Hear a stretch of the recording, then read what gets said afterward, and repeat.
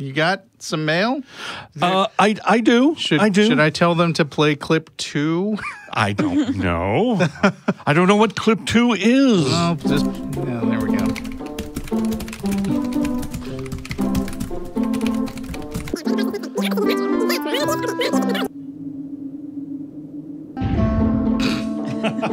Mail. That's so cute. Cool. All right. I don't know if we're going to stick to this routine. Yeah. We should have our own buttons to start these clips. Yeah, Vern, it's a little clunky to Vern, be like, make me a button. All right. So, Ratzislav writes, Hi, nonprofits. I really enjoy your show when driving my car to work or before sleep. I am from Slovakia, and I find some of the topics on the show very interesting and never thought about them before. Some of the topics are related to U.S. only, but these ideas are spread very quickly around the world. Anyway, I have one topic that you can discuss on your show. It's about the soul. I always hear from believers, Christians mostly, that we have a soul. When I hear that, someone telling me I have a soul, what they mean by that? Are there two entities involved? I and soul? Is soul separated from I? Sometimes I hear that you don't have a soul. Do they mean that soul is something that can be owned by I, or I and soul are the same thing? For example, I don't think that non-born baby has consciousness. An unborn baby has consciousness, something that we identify as I, but this baby have soul according to Christians. So when we die, soul is going to another place, and does I cease to exist? I realize that it would ultimately depend on the definition of soul, which you covered several times. What are your thoughts? I really like the phrasing of I and soul. Yeah. It's a really interesting distinction that this person apparently, when you listen to people talk about it, yeah, it's like this independent thing that's messing with all your decisions. I mean, whenever religious folks bring up soul, I always have to be like, well, I'm a ginger, so like I didn't have a soul to begin with. Like that's always what my starting statement, and then I actually engage with them. But right. Like I just can't resist it. That's classic. I like it. I'm gonna hard recommend a book that I've loved for many years, which is called The Mind's Eye, capital I, the letter. You read it? No, I have not. Oh, okay. It's a collection of essays that come from other places, including one of the very famous philosophy essay called "What Is It Like to Be a Bat?" But the book in general is just a ton of different authors doing like philosophical musings or short stories on the theme of self-awareness, basically, or sentience. So there's a story where a guy separates his brain from his body, and he's looking at his brain with his eyes, and he can't decide whether he should be thinking, I'm looking at my brain, or I'm being looked at by my eyes. Good point. And one of my favorite stories in there is about a guy who is depressed and decides to kill himself with a drug that will leave him alive, and his body will just carry out whatever it would have done, but it annihilates your soul. Wow. So he takes the drug, annihilates his soul, and then his body looks around and says, well, this obviously didn't work. Right. Because I feel exactly the same. Right. Right. So if you start postulating that there's some separate thing, like there's not a clear indication of what does it do. Right. They don't explain that. What's always been really interesting to me about this like idea of is soul is yourself, and that's gonna like go somewhere else. And a lot of it, and it's kind of the same mentality that we have with this conversation about like consciousness and what that is, which is a whole other thing. Yes. But it's kind of this need to like be something other than just what is essentially a very complex biological computer, right? That will eventually stop functioning and then rot. And like that, like it's a scary thought for a lot of people, and I feel like a lot of this is just kind of like a mental way to kind of cope with that almost existential dread that you kind of feel about the idea of like one day I won't exist anymore and what was me will just like disintegrate. And like I think it's kind of a coping mechanism almost, is like dealing with this kind of understanding that could be, we all die and we all rot, and that's kind of a scary it's like thing. The entirety of religion may be a coping mechanism, as far as I really can tell. It's like, I need to be forgiven, and the guy who I wronged won't forgive me. Right. I'll go with this religion that says God forgives me, and there, I'm done. It's like, I would say the most useful thing about being a software engineer, speaking for atheism, is I'm really, really comfortable with the idea of things being lost forever because their hardware failed. I have no problem with that. I experiencing it all the time. Yeah, souls. Guys talking about, if you have spiritual eyes, what utility are your physical ones? Yeah, I think, part of, so I grew up secular, and like that to me kind of is part of why I have never needed the concept of a soul. Secular parents for the win. Yeah, Woo. really. Yes. And so like this idea of needing to have this like other self that will live on after you die is kind of a really foreign one to me. Like, it's not something I can wrap my head around needing, because like I never had that conception growing up, And so it kind of plays into this whole idea of like programming and like, how you can change the way a person's brain actually functions and deals with things just by teaching them a certain thing, Denis, you were also raised secular? Yeah. Have we don't often get to do a show where we have three people who have no religious upbringing. Right. Because Jeff, as everyone out there knows, who is an obsessive stalker, was raised by a couple of ministers. Right. But I always feel like there is this shared experience that ex-religious people have, and assume that everybody still like, I don't relate at all to people still being afraid of hell.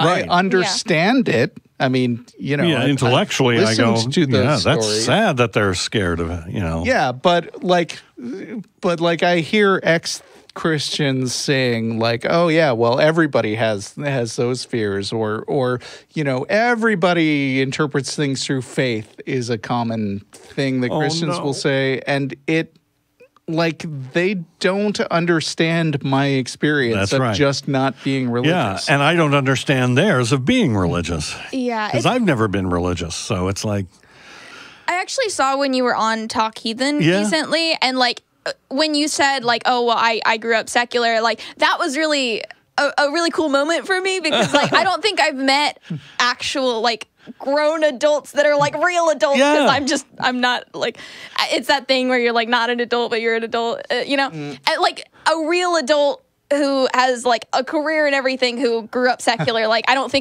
I barely meet people my age who grew up secular. Yeah, so like that was really significant of like, oh my God, there's other people out here that didn't grow up religious. And so, listening to you talk about it, going, I'm not alone. Which is why these shows exist. Yeah. Because like a lot of my friends that like I've met through Secular Student Alliance, I don't know if you mentioned this at the top of the show. I'm the president of the Secular Student Alliance. Should have mentioned that. Yeah. The chapter at UT Austin, where I go to school, and my fellow officers and friends that I've made through the organization, I think all of them grew up like at the very least nominally religious, if not fundamentally religious. Yeah. Like one of my friends grew up with like Baptist, and I think his dad works like for a church, I think a minister of music or something like that, like involved with the church with like pretty strong religious messaging. And like he talks about back when I was religious, and we had this weird moment once of like, if we had met in high school, we probably would have hated each other, because he was the really like obnoxious religious kid who's like, you want to come to Bible study with me, like, and so it's really strange, because I have all of these experiences related to religion of me being on the outside looking in,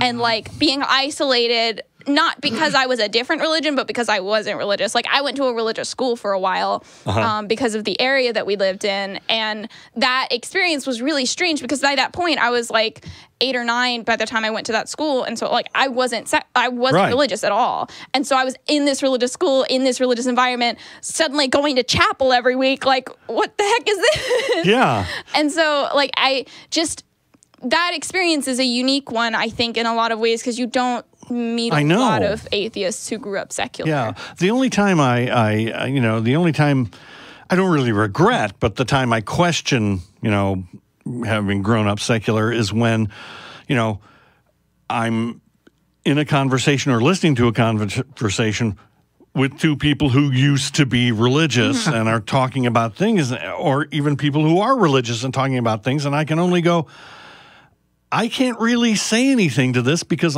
I'd be talking from a position of complete ignorance. Yeah. Although I think, I mean, there's definitely value in both perspectives of having the ex-religious folks in the atheist community who can talk about the trauma of growing up religious, the trauma of like dealing with this fear of hell, and like how do you get past that, but also having secular folks who can say, like, I grew up secular and look, I'm not a monster. I don't go and murder people. But I can't advise you on how to overcome this because I never had to. Like, I can't help you with your deconversion because I never went through that. And from what I know, it's a really traumatic and scary experience. And I want to help you, but all I can do is say it's cool on the other side, I guess. Yeah. No, I always treated religion like it was entertainment. I mean, it's a Disney movie, it's nonsense. So it was. I may have mentioned a few times before how much I loved the movie Coco that came out this year. Yes. That was great. Which I keep meaning to talk about on the show. But have you seen it?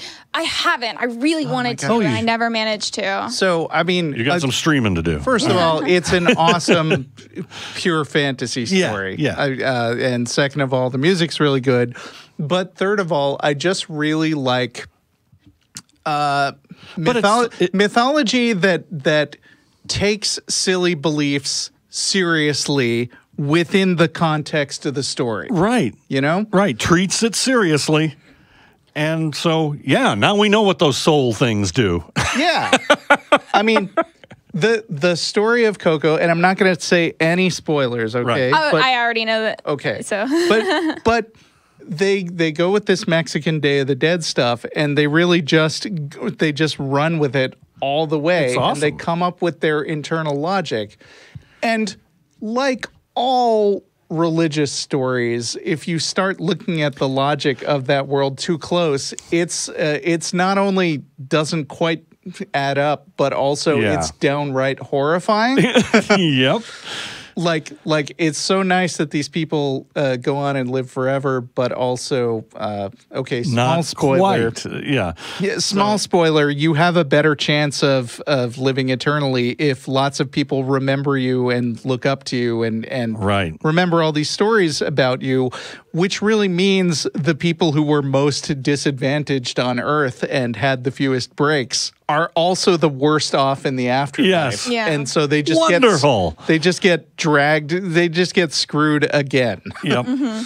But that's not who the story focuses on. And the story, for what it is very beautiful. Now, here's a question about souls. If you're antisocial, is your soul antisocial? I guess. Is there a distinction between you and soul? Because, like, how I've always understood the conception of soul is that your soul is like your conscious form, and that if you remove the soul from the body is not living anymore. Like that's how I've always understood it. Is like your mind and your emotions and everything that is you is like kind of your soul, life force. And then that's kind of like in you, and then when you take it out, then the body is just like a pile of meat and bones, and it falls on the ground. Right. Like that's how it's kind of also supplies the life force that drives you. Yeah, so like that's how I've always understood it, but like maybe that's a misconception. But here's the thing, and pulling from Coco again. Okay. Like there are scenes of an old woman who has mostly lost control of her mental facilities and is kind of barely hanging on there. And the question is her soul still like fully cognizant as it was as a young woman? And is the soul just like frustrated that the connection's not working or something? Yes, I've had people describe souls. When you bring up the point, well, brain damage can change a person. Yes. So are you saying physical damage can change your soul? And the Christian will go, oh, no. You're just damaging the quote, radio receiver to the soul. The Wi-Fi. And now the signal's mixed up. That's why you're different. But it's like, so the soul communicates with your brain through, well, not radio, but then that's what they view it as, or at least to counter that argument, that's what they view it as. If I'm the soul of a very old senile person and I'm still just as spry as ever, I understand everything. What am I getting out of hanging around the body? Shouldn't I just bail and be a free floating spirit or whatever? I feel like the rebuttal would be that you don't have a choice until you die. I feel like that would be that would make Now of course there's the questions. Yeah, your soul, I suppose it ends up in heaven or something like that. Sure. Are you still the ancient body that was, on life support, or are you now, 25 years old forever? Yeah, like what shape does your soul take? Is it your final form? Is it your like?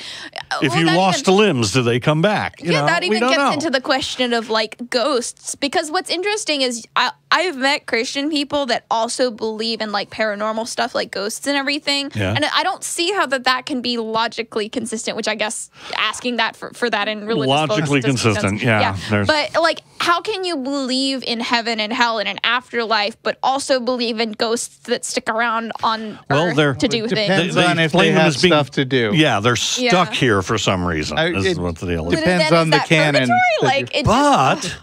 People talk about ghosts of pirates, and I'm sure there's stories of ghost pirates with missing legs. Sure. Ooh. And an eye patch. The dread pirate, the dread pirate LeChuck from the Monkey Island series. Right. So that look him up. That demonstrates that souls can lose body parts. And how does your soul choose the form it takes? Like, does it just pick the form that it was for the longest, or does it pick like what it likes the most? How you viewed yourself? Like, right? Is it your self-image up there? That's the spirit. We don't know. It raises more questions than it answers. Like most religious things. That was where I was going.